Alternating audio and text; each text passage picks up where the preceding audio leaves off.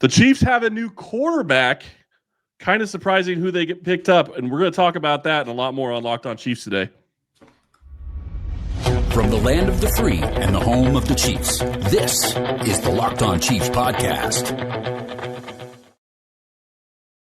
Welcome back, Chiefs Kingdom. Welcome back for another episode of Locked On Chiefs, your daily podcast covering the Kansas City Chiefs, part of the Locked On Podcast Network, your team every day. Thank you for always making Locked On Chiefs your first listen of the day. Don't forget we're free and available on all platforms, including YouTube as well. I am Chris Clark from Chiefs Corner. You can find me at Chiefs Corner. This guy... see? It's not that easy, is it? That guy, no, it's not that easy. That guy over there, Ryan Tracy from NFL 33. Lots to talk about that is going on with free agency. Kind of dove into it a lot yesterday with the salary cap, how that affects things. Don't have a ton of information that's new today other than the Chiefs signed a quarterback. And we will be talking about that here in a little bit. But there is going to be some more moves that they need to do to potentially upgrade their roster for 2025. And we're also going to be looking at how this team could be different this season. And if you want more insider information, you can go join us on the text line at 816-357-8781. There it is, scrolling across the screen at the bottom. But we're going to get into something that I didn't expect to see, at least the player. Mahomes has a new backup quarterback behind him right now in Gardner Minshew. I like the thought that they went out and they got somebody, and one of the things that is sticking out to me is Minshew still had guaranteed money with the Raiders, so I do think that this is probably a very cheap deal, probably cheaper than even what Carson Wentz cost them last year, and that's a good thing for Kansas City. Yeah, it has to be. And I agree. I'm really keen to see like what the numbers are, because that money floating out there, knowing that you have a player that hopefully doesn't have to get on the field, but if he does, you know the Raiders are paying more than you are. That makes me very happy, puts a smile on my face. And I'm probably thinking it's the same thing for the rest of the front office. And don't forget, folks, we're brought to you today by FanDuel. Right now, new customers get $200 back in bonus bets when your first $5 bet wins. So get after it. This is a $5 bet plus a little bit, but Minshew was like actually fighting for a starting role last year with O'Connell. Ended up doing it. It didn't perform that great, but he never really has been the starter type. He's come in and he's been effective multiple times in different systems as the backup, the guy that just comes off the bench and gets to be the savior. Hopefully that doesn't happen with Mahomes, but it is a little bit younger. It is a little bit different. And I think that they got to the point where they just wanted to change it up. And I've been talking about this for a while. While he's a bit of a veteran, he's not that like older statesman. Mahomes doesn't need the older guy in the room as much as he used to. And I think this marks the turning of the page. It is interesting that they're going with a guy like Gardner Minshew because you're right. He is a little bit younger than they would generally go with. He is born, let's see. Minshew was born in 96. So what's that make him, 28? So it doesn't matter. Point, they're all pups. I know, right? Well, but he's younger than Patrick. That's right. The interesting part to me. So, you're looking at that situation. He's actually going to be younger than Mahomes is. I'm curious to see how the contract plays out. And you kind of mentioned it. I think that the Raiders are going to end up paying Minshew about double what Kansas City will, which is kind of funny to have your division rival be paying your backup quarterback double what you're paying him. But that also means that he can come here for basically nothing. Probably a vet min money on the salary cap for Minshew. When you look at what this is going to mean for him to step into the roster, though, I think he has been successful. And I think that's what actually encourages me about this a little bit more than I probably would have been with some other guys. He has stepped into different roster situations, different teams, and been successful. I'm not going to say he's starter caliber. Obviously, he's not. He's taking that kind of money he's taking, very limited contract to come play here. So obviously it's not a starter type situation, but he has been able to step into decent rosters and perform well enough to get them to consider to have him be the starter. That's a lot more than Kansas City could say for some of the guys that they've had lately. Yeah, and that's fair. And that's nothing against some guys that have put in some good snaps when called upon. But you're right. And I do think that's probably why the departure from Wentz really happened, is because he feels he has a place in the league where he can battle for a starting role. We've seen some other quarterbacks that have fallen off of the starting bandwagon, brought into places in order to push a younger guy. Daniel Jones in Indianapolis fighting with Anthony Richardson. It is a process, and I do think there may still be a role out there for Wentz, but this definitely changes some of it. And I think the really interesting part of it is that Minshew hasn't played like the greatest. He's played a lot of passes. What is it? 500 dropbacks in 23 in Indianapolis. Pretty successful. 15 touchdowns, 9 interceptions. It goes back to Jacksonville when he was playing down there, where he was actually really efficient, and that was like a 3-to-1 and a 3.5-to-1 ratio in 2019 and 2020 when he first came out of Wazoo out there. My only question is, what do we call him? If you are the backup to the GOAT, are you the GOAT herder? Like, I don't know what the title is. You just had to go there. You and your new hats, you had to go there with talking about the GOATs. It's funny. I do think that it's going to be a lot of fun to see what he's able to do in Kansas City because, maybe they're going to give him a little bit more ability to come into games. Maybe Andy Reid's going to get to a point where the offense is able to come out and actually do some stuff, and Minshew will be coming in and playing mop-up duty. I would love to see that. I would love to see him actually get playing time as long as it means Mahomes isn't hurt on the sideline. Like, that's my deal. Like, that's never been a Kansas City thing, but I do think that Andy Reid has to look at last season, and they have to look at how they've done things the past couple of years and say, it didn't work for us in the Super Bowl. We played all these close games. We got ready for them, and then we couldn't do anything in the Super Bowl. And yeah, you still got to the Super Bowl. Yeah, you had a chance to win another Lombardi. But the reality is that you need to adapt and you need to change what you're doing. And there's no reason that the Chiefs shouldn't be able to have an offense that puts up a lot of points in 2025. Well, that's the big thing about what you said that would make me happy is if you're comfortable to take Mahomes out and put your backup in so we can get some reps, that means you're well ahead. And unlike this last season, that is a good sign. So I'm ready to have some of that. But that's just the mechanics of being the quarterback. How else is this team going to shift around? We're going to get to that next. March Madness is here, and FanDuel is giving you the chance to get into the action like never before. Right now, new customers can get $200 in bonus bets when your first $5 bet wins. That's $200 extra bucks to use on everything from buzzer beaters to Cinderella stories and even who's cutting down the nets. There are so many things to go look at with FanDuel. I've got my eye on a few underdogs this year, and FanDuel makes it easy to back them with spreads, totals, and game props.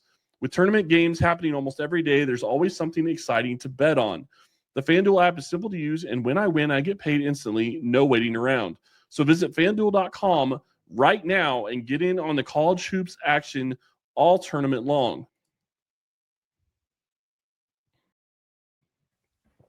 Folks, check out KC Chiefs Corner and NFL 33 and RGR Football while you're at it. And the pre-order is ready. The Matrix is coming out on Friday. As you hear this, you should be able to get that at rogueapc.com. Man, this team is going to be different in 2025, and there's a ton of things that we're going to talk about when we get into more moves that they could possibly make in upgrading the roster still. But you look at what they've already done, and I think that's what really stands out to me is at this point, and I said this the other day, and I know there are some people that don't agree, at this point, the offense really looks pretty much set. Like, I'm not going to say that they're not going to make adjustments and they're not going to bring in people and they couldn't add somebody in the draft or whatever, but they have a starting offensive line, you would think. They have a starting 3 wide receivers. They have a starting tight end. They have 2 running backs, and you have your starting QB. So I think that the offense is going to look pretty much a lot the same, except for the left tackle. And obviously Kingsley Suamati is who we think is going to be the left guard. Those 2 things in and of itself could really change things. I think the thing that's more interesting to me in that just the mechanics of changing those 2 pieces, you're going to have Elijah Mitchell playing some snaps. He has had a long injury history, but he's not a guy that you just come in and you guess that he might make the roster or he might contribute. Like, he's going to get snaps. We'll see how healthy he can stay, but he's going to get snaps. And I like that aspect of it. And the thing that kind of overrides what they've done in free agency for me. And the thing that I think might change the team the most is going from what is I don't want to paint it in a negative way, but I always felt like Carson Wentz was a little bit reluctant to come here. He had flirted with coming to Kansas City the year before, and you knew he didn't want to be a backup, and you knew he wasn't happy in that role, and a little bit of frustration and just like a general sternness, right? Well, now you have a groovy, like, backup quarterback who might be driving around in a V-dub bus still, for all I know. I honestly don't know if he does, but I know he had one when he was at Wazoo. And then you have him with kind of maybe a chip on his shoulder after the Raiders kind of didn't support him the way they needed to. You got JMO that's got something to prove, and I like the way that he calls himself JMO, so I guess that's what Jalen Moore's nickname is now. Everybody talking a lot about him not being able to live up to being a starter, so he's got something to prove. You have Christian Fulton, who's been playing – yeah, absolutely. Christian Fulton's been playing out of system, right? In a style that isn't his. He's got something to prove. And now Elijah Mitchell is like, a lot of people called him washed up, that he's not physically capable anymore. And he also has something to prove. And I think that is like the bigger thing about bringing guys with some edge to them that have something to show off for. What did our friend Therese Paler always say? The contract year is never defeated. This is a contract year for Elijah Mitchell. You look at it, the reality is he signed a 1-year deal. It's a prove-it deal. That's the reality of his situation. And you could say the same, and I know that we're talking about how it's different, but you could say the same for a guy like Hollywood Brown, who spent all year pretty much injured last year, but he's now back on another 1-year prove-it deal. So when you start talking about how the team is going to be different, even though Brown isn't new, he is pretty new for 2025. If you have him all season, this offense is going to look a lot different than what you saw all of last year. That's a really good point. Training camp and 2 regular season games in the playoff run doesn't give you the opportunity to make the impact both on the field and in the locker room that you maybe would have had you been there all season. So it's almost like starting over. He got paid a little bit last year, but now he's got a chance to actually earn. Right. And he could actually really earn, because you're in a situation where he knows the offense. He knows exactly what they want to do for him. Andy Reid had planned for what he wanted Hollywood Brown to do. You saw that. I saw that in training camp. You could tell that there was a specific plan and a specific way that they were going to use Hollywood Brown, and then to lose him for pretty much the entire season really hurt this offense and hurt the ability of Mahomes to take this offense to another level. But then it also helped Kansas City because of Worthy. So how is this team going to be different? Worthy's another part of it that's going to be different, because his role is going to be completely different than what it was in 2024. So you have multiple guys that have been here that are still going to be playing different roles than they have in the past. That's also going to change things. And then you start looking at, obviously you're not going to have Justin Reed. I'm guessing it's going to be Jaden Hicks that's going to step into that role. That's going to be a big difference on the back end of the defense. Is it going to be something that's going to be smooth and easy? No, but you kind of saw it coming. I mean, there's no way I don't think the Chiefs were going to be paying Reed what he got in New Orleans, which it's kind of funny he went to New Orleans considering he's basically following Tyrann Mathieu at this point. Good for them, though. Yep. Congrats to him. I'm happy for him. Yeah, and I'm sure Colin Saunders is pretty happy for now until he gets out of that town. We'll see what happens. And there's still, I think, some evolution there, but you're right. Like, there's guys that have to change not just what they do on the field, but what their role is within the team structure, right? It's not even just the 53. It's the 16 guys on the practice squad too. It's everybody pulling together, because now the practice squad is like a revolving door, right? You could have veterans that end up on it that might get called up, whatnot, that kind of thing. And so even though Jay Reed departs, somebody moves into that role. Somebody's got to move into the role that Hicks was in. So that definitely could be a draft pick or a low-level signing here as the waves of free agency continue. But it's definitely going to continue to evolve all the way up to what we see on the field. Yeah, and I mean, there's going to be a lot more changes. The Chiefs got an extra 7th-round pick that we didn't expect that they would get, so that's going to be something. So now they have 2. Yeah, right. They have 2, but I think we thought they were going to have 1, but they ended up getting a second compensatory, and they have the last pick in the draft. So that's always fun, unless they trade it, which it is what it is. We'll see. They just well, you don't want to be Throw it the into last something. team on the clock. Come on. Hey, last time I took Mr. Irrelevant, look at who it was. Yeah. Okay, Suckup was a great pick. Yeah, that's true. That's true. So, you can get contributions from that pick. You look at this roster and you look at what they still have to do, and we're going to have a lot more to discuss on moves that they can still do to upgrade the roster. And I do think that part of what they did with all the salary cap was set themselves up to be able to do some of the other things that they still need and still fill out a couple of positions. Because one of the things that was actually brought up yesterday, and I agree with this, although there's still probably one or two positions that I think are big needs that I think that we're going to be hitting on here when we talk about more moves to upgrade the roster. Mhm. But I do think that they're in a position where they can go pretty much almost best player available in the draft at this point. Like, yeah, you still need defensive tackle help. Yes, I get that. I'm not going to disagree.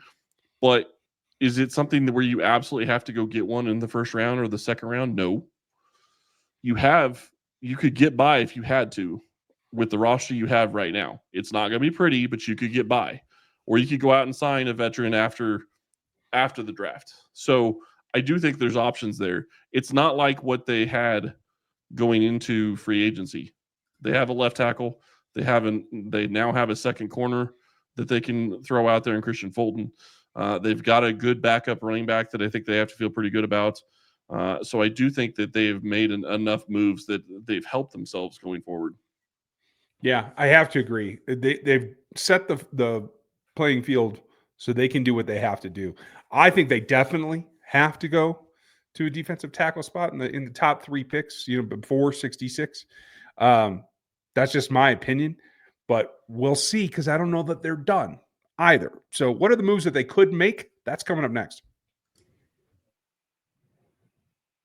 Ever check your bank account and wonder, where did all my money go? Between dining out, online shopping, and entertainment, it's easy to lose track. That's where Monarch Money comes in, your personal CFO giving you full visibility and control over your finances. Monarch Money isn't just a budgeting app, it's a complete financial command center. You can track all your accounts, investments, and spending in one place so you stop just managing your money and you start building wealth. I personally love Monarch Money. I've been using it about 6 or 7 months now.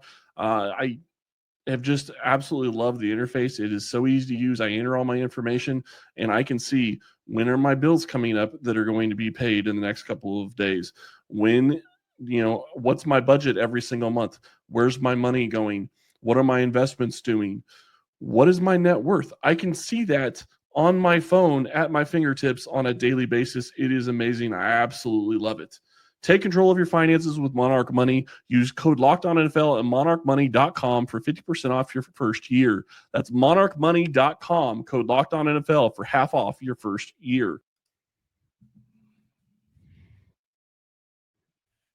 Make sure you sub not only to YouTube, but get out on the audio platforms because we're available everywhere all the time. And check out another Locked On show for your next listen. Head over to RGR Football and get our content there, NFL 33. We just laid out a piece on the Chiefs' top 30 visits history and how they used those. One of our new contributors over at NFL 33 put that together. I think you guys will love it. Go check it out and get subscribed over there. I'm really intrigued about how you add to this roster given what they've done. And news is coming out as we're recording here that there's going to be a new signing, a new home for Cooper Kupp. And he's a guy that I said a couple of days ago that I really like the fit and the role that he could be in. I don't think it's going to get done for the Chiefs because I think someone's just going to pay him as though this were 3 years ago. But if something miraculous happens, the Chiefs do get in on they were to get it done. How would you like that fit, or would you be up or down, thumbs up? What do you got? I think that it would be awesome to have him here, but I don't think that the Chiefs are going to be able to afford him because it sounds like from everything I've seen that there's like 4 or 5 teams interested. And generally speaking, when there's that many teams interested, the price is going to be hefty. So I would expect that Cooper Kupp is going to be elsewhere. I think he would be great in Kansas City. And could you imagine a wide receiver core of Kupp, Hollywood Brown, Worthy, and Rashee Rice? That would be a lot of fun, and they'd score a lot of points. But I just can't see it happening.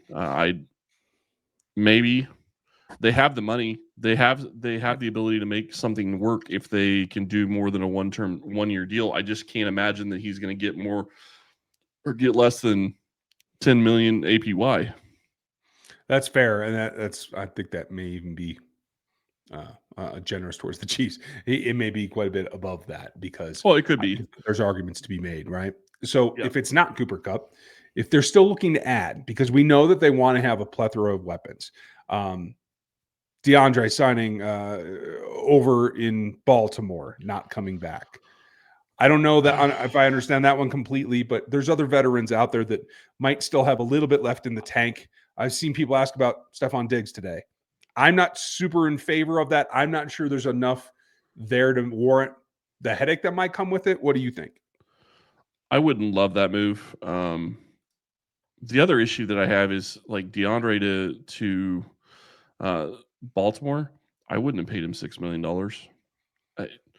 Was he worth what they paid him last year? Yeah, I think that he came in and he was able to stabilize the wide receiver room and help them. But you saw him in the Super Bowl. He didn't do what we were expecting him to do. He didn't really do much after he got here after the first couple of weeks. That's we kept thinking that they're saving. It never came to pass. So would I pay him $6 million? No. You're already paying Hollywood $6 million plus incentives, and so I wouldn't have gone with that contract. Congratulations to him. Good luck. Maybe he can make it work in Baltimore. I'm not saying that he doesn't have ability still. I think he does, but I wouldn't have paid that amount of money for him. Not after what we just saw, right? I mean, that's really what it comes down to. Because the reality is you have defensive tackle. Let's talk about that for just a second. You said that you think that they're going to go in the first 3 picks. I think that's possible, but they could bring back a guy like Derek Nottie and Mike Pennell for $2 or $3 million a year for those two combined. How many players can you get with that contract that you were going to give D-Hop if you were to sign him to that $6 million deal? That's really what the problem comes down to for Kansas City. That's fair. But after watching this last season, one thing's become readily apparent to me. I think Mike Pennell could come back totally separate of this conversation. But whatever you do at defensive tackle, in my mind, has to be pass rush oriented. Oh, absolutely. Both those guys are run stoppers first, and they don't bring much pass rush. So while I think both those things could happen, I don't think that's enough. And that's why I think that it's still got to be a pretty high priority because you have got to be able to get to the passer with all of your front four. And without Turk, I doubt that right now. Well, the key that they have, and this is what's really going to be a big deal for them, is can they get more from their exterior pass rush? Can they get more from their defensive ends? Because if they can find a way to get more from Felix and Udike Uzama and have him on the field more, you break George Karlaftis down inside, and that kind of solves that problem to an extent. So there's ways to go about it. They did bring back a guy in Malik Carrion. I'm not saying he's going to be a world beater by any means, but there's obviously a reason they brought him back. It would not surprise me if they bring back Pennell and Noddy, even though I don't know that both of them are on the roster, because I agree with you. They're going to need pass rush from the interior, but you also, that's the problem with that is if you don't draft it early, you're not going to generally get somebody generally, and I have to say generally because look at where Turk Wharton was drafted. You're not going to get that pass rush that you really want at that position unless you go out and draft it early. So that's going to be something to watch, and I'm going to be curious to see how they play into that. They did make a couple of moves that we really haven't talked about. Robert Tonyan is here. Obviously, that's going to be, he was here last year, not really that big of a deal, and they tendered Najee Johnson and Jack Cochran. So they have a little bit there when you're talking about depth in special teams, but they still have needs at I would say at the corner position, still have needs at the linebacker position. And you have to think that some of that money is still going to be used in some way, shape, or form. Yeah, probably. I would argue that Nazee's return rounds out your 5 corners with Joshua and he being the backups. I do think that Christian Fulton walks into a top 3 role, and we're talking nickel as the base, so 3 starters, right? So I don't think that leaves much of a chance. But a fourth safety, I think, would still be on the offer here. And while the corner market's been pretty hot, I don't think the same's true for the safety market. Some of the big names have gone, but there's two out there in particular that I think that they might want to look at in terms of safeties that they could bring in to play a role. And I don't know if you were as shocked as I was about the money that Eric Murray got, but kudos to him. Probably the top one for me. Okay, fair enough. Probably the top one for me is Jordan Fuller, and maybe take a swing on it. At least bring him into camp, see what you get, and then I do think there's probably a future draft pick in this list as well. Yeah, and that wouldn't surprise me. Jordan Fuller, I think that you could probably go out and get him for a cheap deal, and maybe the Kansas City decides that they want to go that direction. There's a couple of positions, defensive tackle. I still think defensive end is something that they could look to add. Safety is one of them. Linebackers, one of them. Really, I still think that corner could be one of them, just because they like to keep 6 corners at times. So it wouldn't shock me if they find somebody that they think that can step in and maybe be somebody that can give them more than what Nazi or what Joshua Williams has. So I do think that the defense, they still have some positions that they can address. Wide receiver would be another option outside of Cooper Kupp. I don't really know that there's any great options out there, but you're also not going to be paying huge money at this point. The interesting thing, and this is what I think really stands out to me after those big restructures, is freeing up as much space as they did tells me 2 things. One, they are either not close with Trey Smith and they're worried about it, and this is their way to make sure that they have salary cap for the entire season. Or 2, they're in a position where they're like, okay, we know that we're going to get this deal done with Smith. Who else can we go out there and sign and use Smith's money to sign our draft class and be okay for the regular season? Mm-hmm. The slush fund. Yep. I think those are the indications as well. And hopefully there's some clarity. We're going to continue to break this down as it all comes. There's some names out there, some things that still could happen. I'm going to be out next week. Chris is going to hold him down the fort, but if something does pop, we'll definitely let you know. And I'll be chiming in on my return about whatever happens in the meantime, because I don't think they're done is the bottom line. No, I don't think they're done. I think that there's going to be some. Veach usually waits until, maybe a week after free agency starts, and then starts having maybe a second wave of free agency. So I do think that that's probably something that will be looked at in the coming 3 or 4 days. Yeah, it's not going to be big names, generally speaking. Although the one thing out there that we still see happening across the NFL is teams have gone out and signed a new free agent, and now they're getting ready to release somebody. An example would be Garrett Bradbury. I'm not saying Kansas City would go out and get him, but that's a big name that's getting cut right now because they just went and signed Ryan Kelly. So there are going to be some guys that are going to be losing their jobs in the coming days. And it's possible Kansas City could be looking at adding somebody there. Yeah, it is a small world in the NFL after all. So we will see what happens. We hope that you guys enjoy your weekend. Keep tuned. 5 days a week, we're always here breaking it down for you. You can get more at the text line at 816-357-8781. KC Chiefs Corner, NFL 33, RGR Football. We got it all. So I hope that you enjoy this weekend, maybe a little bit of a lull until the next wave of free agency, and then the Chiefs will be back at it as we turn towards the draft. Make sure you check out the Athletic Matrix. V1 is out on Friday. You should be able to go pick that up at rogueapc.com right about now as you're listening to this. Have a good one. We appreciate you guys being with us and being here on the Locked On Podcast Network, your team every day. And we will talk to you next week.